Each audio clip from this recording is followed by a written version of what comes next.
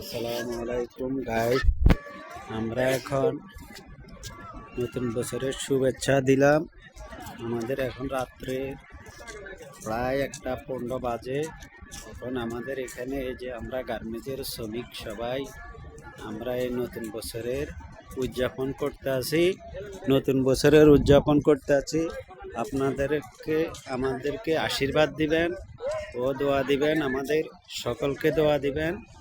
আমরা সবাই যেন আগামী বছর আল্লাহ যেন আমাদের হায়াতে দিয়ে রাখতে পারে, তাই আপনাদের কাছে আমাদের কামনা। সবাই আমাদেরকে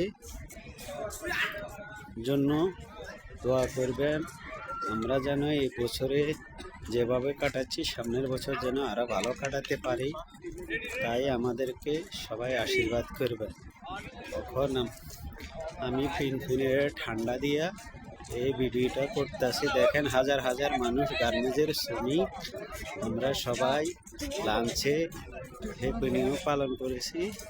তাই আজকে আমরা সবাই মিলি এই যে হাঁটতে আসি, ঘুরতে আসি, আমাদের এক ক্লান্তি সব দূর হয়ে গেছে। আমাদের সারা জীবনের পরিশ্রম সব দূর হয়ে গেছে। আমাদেরকে আশীর্বাদ করবেন। এতে মোহাম্মদ আব্দুর রহিম, আজ এই পর্যন্ত।